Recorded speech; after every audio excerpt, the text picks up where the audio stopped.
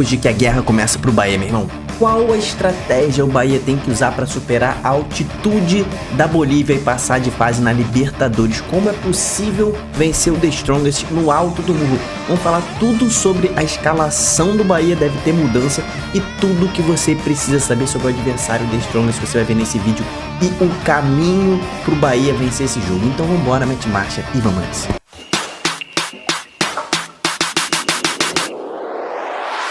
Fala, torcedores e torcedoras, fanáticos e fanáticos, eu me chamo Diogo Cunha, seja muito bem-vindo ao Torcedorismo. Hoje é um dia muito especial aqui no Torcedorismo, é o dia que a gente vai falar sobre a volta do Bahia à Libertadores da América, que não podia deixar de acontecer, meu irmão.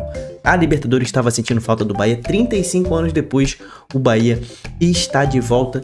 E o sorteio da pré-Libertadores foi ingrato com o Bahia, né? A verdade é essa, o Bahia pegou logo uma pedreira, pegou o The Strongest da Bolívia, um time boliviano que está se classificando para a Libertadores há 13 anos seguidos. Esse é o 14º ano seguido em que o The Strongest vai disputar a Libertadores, um time tradicional e que tem a famigerada altitude. Quem segue o canal aqui sabe o ranço que eu tenho de altitude no futebol sul-americano, meu irmão. Isso é um doping, é uma coisa absurda que colocam os jogadores correndo risco de vida até para jogar esse tipo de jogo.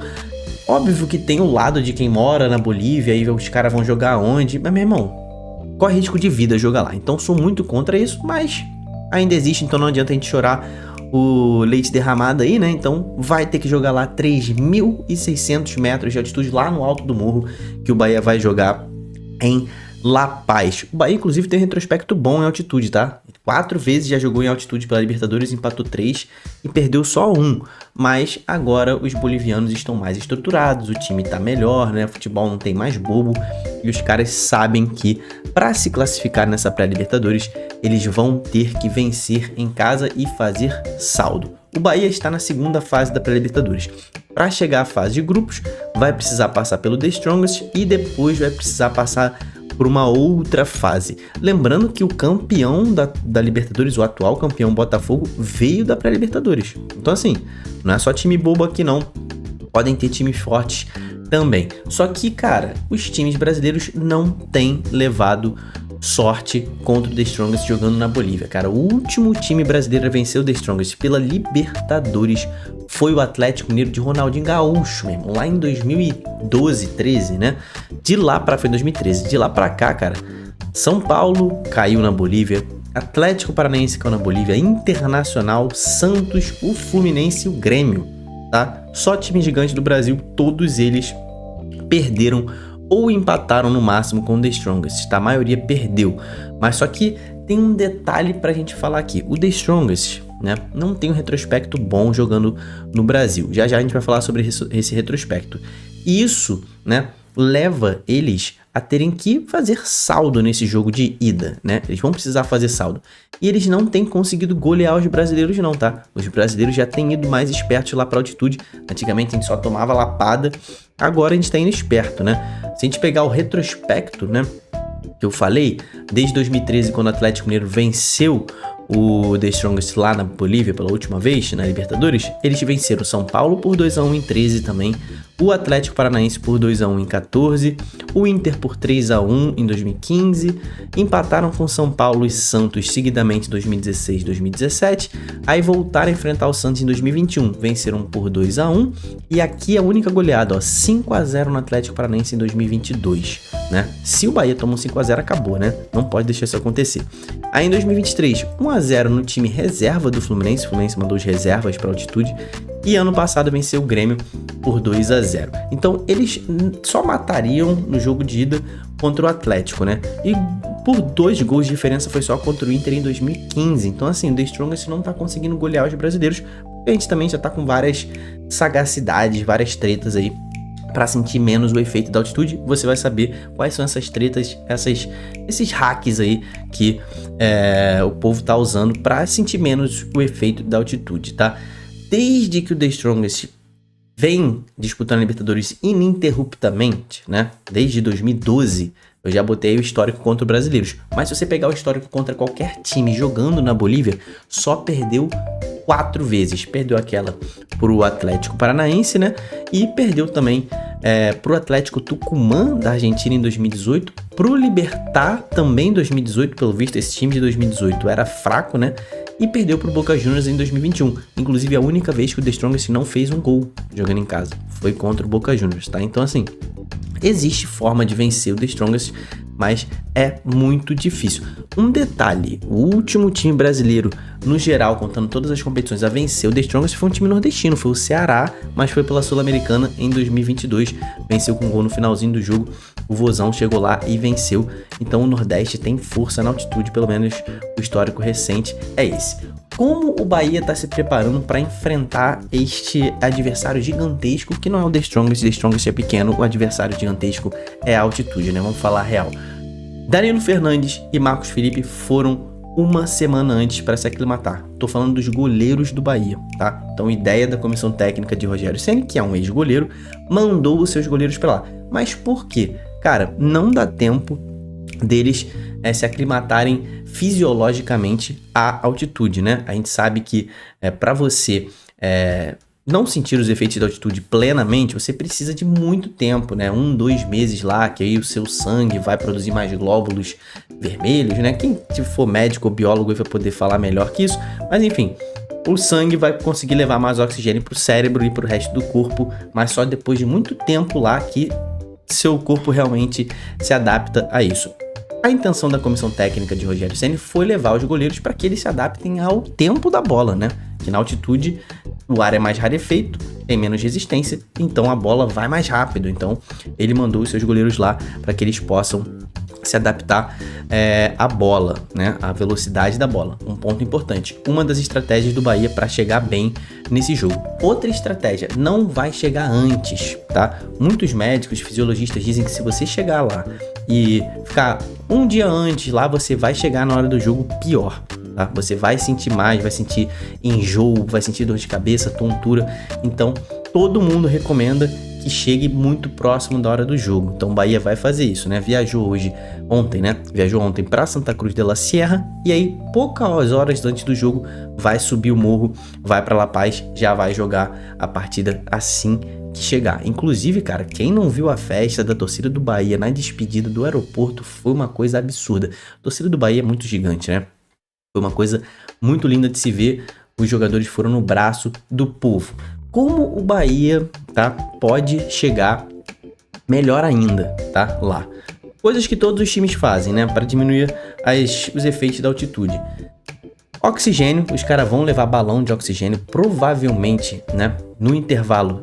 Quem vira os bastidores depois vai ver os jogadores do Bahia com oxigênio no vestiário, né, com tanque de oxigênio. Alguns levam até pro banco de reservas para os jogadores irem ali na beira do campo e usarem o oxigênio. É bizarro demais isso, cara. Permitirem jogo na altitude é uma coisa inacreditável, meu irmão.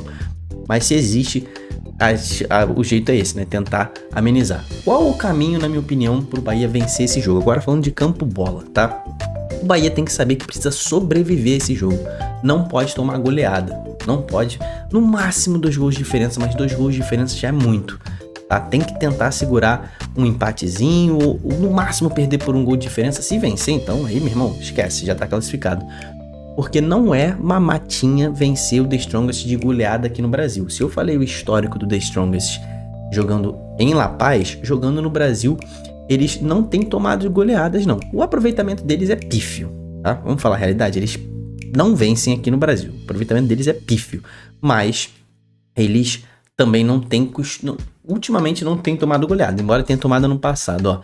Em 2012 perderam de 5-0 pro Inter, tá? Uma goleada tremenda. Aí perderam de 2-0 pro Santos, 2-1 pro São Paulo, 2-1 pro Atlético Mineiro. O Atlético Paranaense só venceu por 1-0, o Inter só por 1-0 em 2015. Aí o São Paulo perdeu em casa em 2016, foi o único que conseguiu essa proeza. O Santos venceu de 2-0.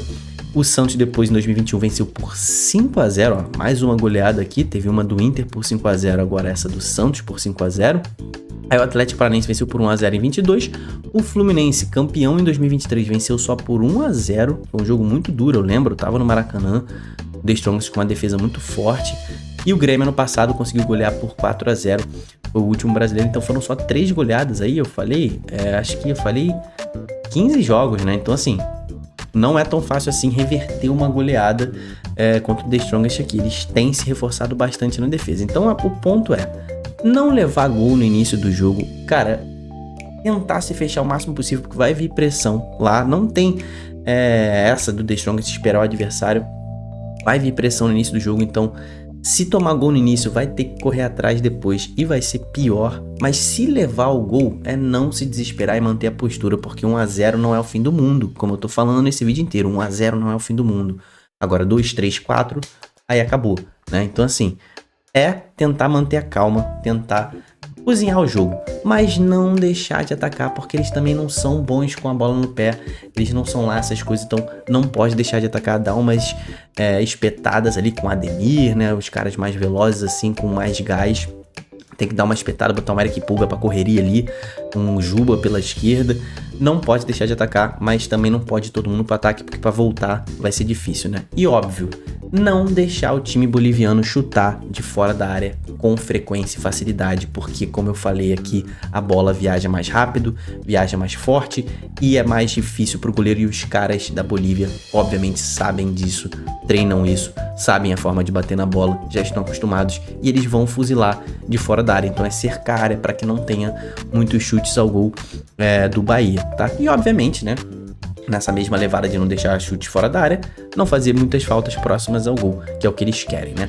Agora falando de escalação, cara, o Bahia poupou seus principais jogadores no último jogo pelo Campeonato Baiano e não tem novos desfalques. Então assim, quem tá fora é quem já estava fora antes, né? O Iago Borducci tá na transição física, o Kaique, que foi recém-contratado, ainda tá se recondicionando fisicamente, os dois estão fora desse jogo. O resto tá todo mundo disponível, né? Tá todo mundo disponível pro Rogério Ceni escalar. Pode ser, né? Tem algumas dúvidas na escalação. Luciano Juba pode retornar ao time titular ou ele pode manter o time com 3 zagueiros, né? Deixando o Ramos Mingo junto com o Gabriel Xavier e com o Canu. É o que eu acho que é mais provável, porque como eu tô falando aqui ao longo do vídeo inteiro, o Bahia tem que se segurar, não pode levar tantos gols. E aí nessa levada do Bahia se reforçar, vir por uma postura mais defensiva, ainda tem a possibilidade do Rogério Ceni botar mais um volante, aí o Eric Pulga perderia essa vaga no ataque e o Acevedo viraria titular, né? Ou o Eric. Eu prefiro o Eric. Com todo respeito ao Acevedo, tem mais história no Bahia, mas o Eric chegou já jogando muita bola, é um cara que pode ajudar lá na frente também, espetar um golzinho ou outro, né? E deixar o Eric Pulga pro segundo tempo. Então, a escalação nesse sentido seria o Danilo Fernandes. Eu acho mais goleiro que o Marcos Felipe, né? Tô aqui com a camisa do Fluminense porque eu conheço o Marcos Felipe, nunca gostei dele. Danilo Fernandes, pra mim, é um goleiro melhor. Aí seria Gilberto na direita, Canu, Ramos Mingo e aí o Gabriel Xavier, né? Fazendo o seu terceiro zagueiro, ou o Luciano Juba. Acho que ele vai de Gabriel Xavier. Aí o meio de campo, né? Caio Alexandre, Jean Lucas, Everton Ribeiro e o Eric também, tá? Eu acho que o Eric vai jogar, então seria Caio Alexandre, Jean Lucas, Eric e Everton Ribeiro, Ademir e Lúcio Rodrigues. Pode ser que o Pulga entre no lugar do Eric, mantendo a sua titularidade, mas eu não creio. Acho que o Rogério Ceni vai para fechar a casinha, porque ele sabe isso aqui que eu tô te falando, tem que sobreviver. Agora, sobre o The Strongest, o adversário do Bahia, cara, o The Strongest não jogou nenhuma partida oficial neste ano, vai ser a estreia do The Strongest na temporada, eles não jogam desde 20 de dezembro. Óbvio que eles estão fazendo amistosos, né, estão fazendo amistosos, mas nada de jogo oficial, isso é importante, o Bahia já tem que chegar atropelando, tá? O treinador deles conhece muito bem o Bahia, é o Antônio Carlos Zago, ex-técnico da seleção boliviana, aqui no Brasil treinou alguns times também, né? E obviamente que ele conhece o Bahia, conhece pessoas aqui no Brasil que deram um scout do Bahia para ele, então isso não é algo muito bom. Então ele sabe como o Bahia joga e ele preparou, né, esse time do The Strongest em pré-temporada só com amistosos. Foram 9 reforços que chegaram, 7 foram antes do Antônio Carlos Zago chegar, ele pediu 2. O destaque do time em reforços, tá? O destaque em reforço foi o Juan Godoy, um paraguaio de 31 anos que se destacou muito na temporada no ano passado da Bolívia. Ele já tá na Bolívia já há muitos anos, são 8 anos na Bolívia. Ele meteu 22 gols em 40 jogos, então assim, olho no Juan Godoy, tá? Não tem sido titular nesse time do Antônio Carlos Zago, mas entra sempre. Então esse cara tem faro de gol, tá numa boa fase da sua carreira. E outro destaque é o Luiz Felipe Castro, que tava na Ponte Preta, né? Nos últimos 2 anos estava na Ponte Preta, é brasileiro também. Tá lá, mas também deve ser reserva, chegou nessa temporada. São os 2 reforços que eu vou destacar aqui pra você. Como foi a sequência do The Strongest em amistosos? Primeiro jogo, em 26 de janeiro, meteu um 4-1 no Blooming, tá? Outro time boliviano. Depois meteu 4-0 no Aurora, também foi bem, no dia 2 de fevereiro. Jogou no dia 5 contra o Real Tomayapo, também da Bolívia, meteu um 2-0. Aí contra o Binacional, time do Peru, foi um 3-3 no dia 8 de fevereiro e jogou pela última vez 3 dias atrás contra o Universitário do Peru. Foi 1-1, mas esse jogo aqui o Zago fez muitas experiências, não foi também um time 100% titular, ele já estava fazendo algumas modificações, tá? Então assim, não perdeu de ninguém, foram 3 vitórias e 2 empates nos amistosos, mas só pegou time mamata que não chega nem aos pés do Bahia, tá? Na última edição do The Strongest, né, na Libertadores, uma vez que eles participaram, foi na temporada passada e eles se classificaram. Estavam no mesmo grupo que o Grêmio, se classificaram, passaram para as oitavas de final em primeiro lugar e foram eliminados para o Peñarol, time que foi semifinalista, time uruguaio, e foi uma boa campanha do The Strongest na temporada passada. E a base deles, né, o alicerce deles foi jogar na altitude, 100% de aproveitamento, venceram todos os jogos lá, meteram 8 gols e não sofreram nenhum gol. Esse é o The Strongest que o Bahia vai encontrar hoje. Para mim, o Bahia é muito mais time, cara. O Antônio Carlos Zago ainda tá tentando encontrar esse time do The Strongest, ele ainda tá tentando achar. Vão tomar um choque de realidade agora com um time tão organizado quanto o Bahia e tão bom tecnicamente que eles nem passaram perto de enfrentar nesses amistosos dele. Então, assim, o Bahia pode sim vencer esse jogo. Só que, como eu falei, vou frisar de novo, tem que sobreviver a esse jogo. Para mim, o Bahia não é o favorito, é o The Strongest por conta da altitude, tá? São 3 raios pro The Strongest, 2 pro Bahia, mas eu vou torcer muito pelo Bahia, meu irmão, mas eu vou ficar rouco de tanto torcer pelo Bahia. Bota o seu palpite aqui nos comentários, quanto você acha que vai ser esse jogo, porque o Bahia tem que vencer. Então, até o próximo vídeo, tamo junto, valeu e falou!